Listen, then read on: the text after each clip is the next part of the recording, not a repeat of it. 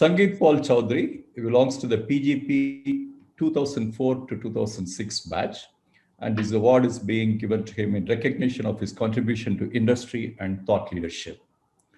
Sangeet Paul Choudary is the founder of Platformation Labs and the best-selling author of 3 books, including Platform Revolution, which have sold nearly 500,000 copies globally.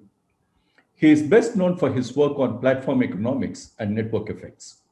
His work on platform economics has been selected by the Harvard Business Review as one of the top 10 ideas in strategy, alongside the works of Michael Porter, Clayton Christensen, and others, and is one of the rare articles to have been featured in the HBR Top 10 Must-Reads compilation on 4 occasions. Sangeet is an advisor to CEOs and boards across industries and has advised the leadership of more than 40 of the Fortune 500 firms globally. He serves on the statutory and advisory boards of several Global 2000 firms, including the ING Bank and Grupo Par de Azucar, I hope I'm pronouncing it right, the largest grocery retailer in Latin America. He has also served on the WEF's Global Future Council and has been the co-chair of the MIT Platform Summit. Sangeet has been retained as an industry thought leader by several technology brands, including Microsoft, Autodesk, Oracle, and AT&T. Sangeet is appointed to a 5-member strategic advisory committee to the Ministry of Housing and Urban Affairs, Government of India, advising them on the urban governance policy.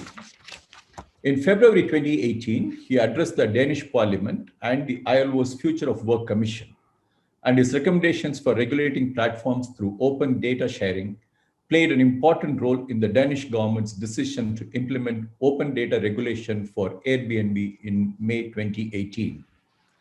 Sangeet is a frequent keynote speaker at leading global forums, including the G20 Summit, the World 50 Summit, the United Nations, and the World Economic Forum.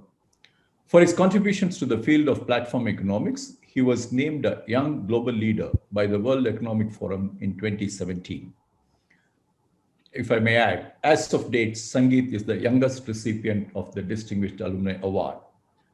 While recommending Sangeet for this award, the faculty committee noted, Mr. Sangeet Paul Choudary demonstrates how one can make significant impact by sheer professional excellence, diligence, and hard work, and by following the passion than a more familiar path. His widespread participation in international forums reminds us that knowledge and insights that one possesses is always valued and sought after. May I now request Professor Rishikesh Krishnan to present Mr. Sangeet Paul Choudary, the DA Award for 2020. It's my pleasure to congratulate Sangeet Paul Choudary, PGP 2004-2006, and award him the Distinguished Alumni Award for 2020 in recognition of his contribution to industry and thought leadership. May I now request Mr. Sangeet Paul Choudary to share a few words with the audience? So thank you so much, Professor Kumar, Professor Rishi, and Partha for this amazing opportunity. As I was saying, like many of us here on this call, I had always dreamed of being an IIMB alumnus. To think that the Institute would one day consider me worthy enough to be a distinguished alumnus is something I would never have imagined. So thank you so much once again. We waited a year for this day, but this wait has absolutely been worth it. This recognition is all the more special because I struggled a lot in the first 3 years of my career. You know, a lot of us in the mid-2000s, we went to IIMB to really get the best job at campus placements and to kickstart a career from there. And I actually messed up my campus placements at IIMB. I joined my first job, and I knew very early on that I had to move on to a second one. So while my batchmates were settling into their first job, I was out there struggling to find a second one. Within 6 months of landing my second job, I had a severe back injury, which left me bedridden for the next 2 years. I was the original work from home guy because in 2008 and 2007 and 2008, for 2 straight years, I worked from my bed. So at the end of those first 3 years out of campus, my career was going nowhere. It was stuck at a dead end. I wasn't even sure at that point that I had a career worthy enough of being an IIMB alumnus. It was unclear whether I would ever fully recover from that injury, get back to having a normal job, go back to having a normal career. And so in light of all that, to receive the Distinguished Alumnus Award barely a decade from that day, it feels all the more unreal, all the more special. So I want to thank the Institute, all of you once again, for considering me worthy of such high honor. IMB, the Institute, has always been the gift that keeps on giving. I mean, all of us wanted to go to IMB. I'm thankful not just for the 2 years that I had on campus, for the incredible education I received there that made me who I am today. But even more than that, I'm thankful for the community that is IMB, for the opportunity to be forever, lifelong, be part of this incredible community. There are many people I want to thank from my batch, and the time that we have right here would not do justice to it. Many alums who I want to thank from various batches who have actually cheered me on as I went down an unconventional path over the last several years. Thank you for believing in me. Thank you for your support. And most of all, thank you for your friendship. I want to thank Haragopal Mangipuri, who nominated me for this award. I don't know him from IMB. I don't know him even from the alumni network. Like so many others, he followed my work, found it to be relevant and transformational, and has today helped to elevate it further. So I want to thank him for that. I'm very thankful to my wife, Devika, who I met during the second term marketing project at IMB, when we were seemingly randomly and in hindsight, divinely slotted into the same project group. If it was not for her unflinching belief in my crazy vision of where I wanted to take my work and my career, I would not have had the courage to take many of the crazy bets that I made over the last several years. But above all, I'm thankful to my parents, who I have the privilege of having in the audience today, and I especially dedicate this award to them. They have made me everything I am today and are most deserving of all gratitude and credit. My story is actually quite simple. Back in 2009, when I had been struggling with my back injury for 2 years, I decided that I would stop looking at other people's careers as a benchmark because I had absolutely no hope of catching up. I decided that I would instead just focus on crafting my own path on my own terms and just try to find and do what I love doing. So over the next 3 years, I really tried to figure out what I wanted to do. And I quit a stable and well-paying job in 2012 to start writing a blog from my bedroom.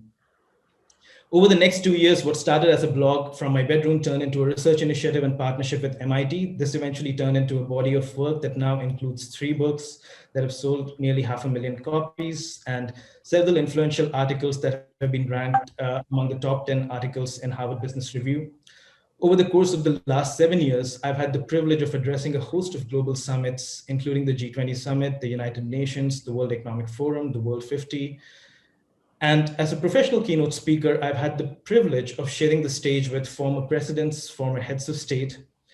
I've advised the boards and the C-suite of more than 40 of the Fortune 500 firms and served on several global advisory boards and ministerial committees. But most importantly, I've had the privilege of doing all of this on my own terms while defining the direction of my work, instead of having others, whether institutions or people or recruitment managers or job descriptions, shape it for me. Over the course of this journey, there are a few key ideas and principles that have served me well. And I by no means believe that there's any one set of ideas based on which we should shape our career. But these are a few ideas that have served me well, and I want to share this with the group today.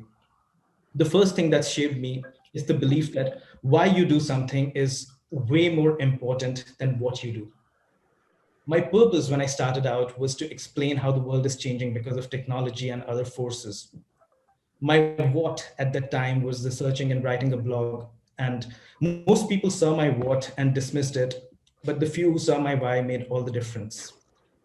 Over the next 8 years, my what kept changing, but my why has actually never changed. I'm still driven by the same purpose when I'm addressing the board of directors of a large global bank or addressing an international summit. As I did when that summer in 2012, I sat at a Starbucks, took out my laptop, and wrote out my first blog post. So I believe that all great things start with small beginnings. So do not despise the day of small beginnings. If you're clear about your purpose, the world has a way of opening up for you. This brings me to my second point, and no matter how we define success, I believe that anyone who has been successful, who has achieved any level of success, will readily agree that most success is driven by forces beyond your control.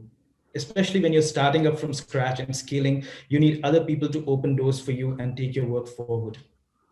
I believe it is important to understand and acknowledge this because when you're clear about your purpose and are creating something of value, your work has incredible convening power and it mobilizes people to work with you. And these people then create new avenues for your work that you would never have imagined. People who followed my work over the years regularly reach out of the blue, and create opportunities beyond my wildest imagination. I believe that when your work solves a problem for others and helps elevate them, they elevate your work and help you level up. A third thing that I strongly believe is in the power of making risky bets, because I really believe that if you want to have a non-linear career that is both high growth and interesting, hard work is necessary, but it's hardly sufficient. You also need to take big risks. You need to seize the opportunities that open up as a result of taking those risks. And that is when your career takes off in a new direction. That's because any nonlinear career is not built on small incremental steps in a certain charted course. It's built on a few outsized moments, just a few breakout moments that change the course of your career, a few moments that unlock outsized opportunity. When you seize them, you're able to surf that wave. And you need to be relentlessly focused and consistent in order to even create those opportunities. You have to be focused about the direction because distraction is the enemy of compounding. People who don't understand what you're doing will often call it luck, but I believe that it's impossible to be consistently lucky over and over again over an extended period of time. If you understand how to take such big bets, you'll be surprised by how often you'll end up being at the right place at the right time. Finally, I think that a lot of people talk about work-life balance, and I feel often mentioned as if work is some form of interruption, creating imbalance in your life. Instead, I believe that when done on your own terms, work is one of the most beautiful things that you can have in this life. So pursue excellence and do it on your own terms. That is when the work and not the money, not the status, not the awards, not the political clout, but work itself becomes the reward. Well, we're almost on time. So again, in closing, thank you. Thank you, IMB, for this opportunity. Thank you for bearing with the Zoom issue that we had. I've spoken for a whole year on Zoom, and I've never had this issue, and Zoom had to wait for this specific moment for that to happen. But thank you again for this beautiful opportunity, for helping me to realize a dream, not only to attend, but to graduate from such an amazing institute. I thank the Institute and the Alumni Association once again for this honor. As Didi said, we receive a lot of recognition from various sources, but none of them is ever going to be as special as this one. I feel blessed and humbled that the Institute would consider me worthy of such an honor, while still in my 30s and at a relatively early stage in my career. But I'd also like to believe that I'm only just getting started, and I hope to continue to build a career that stays deserving of such high honor and recognition. Thank you so much once again. Thank you, IIM Bangalore.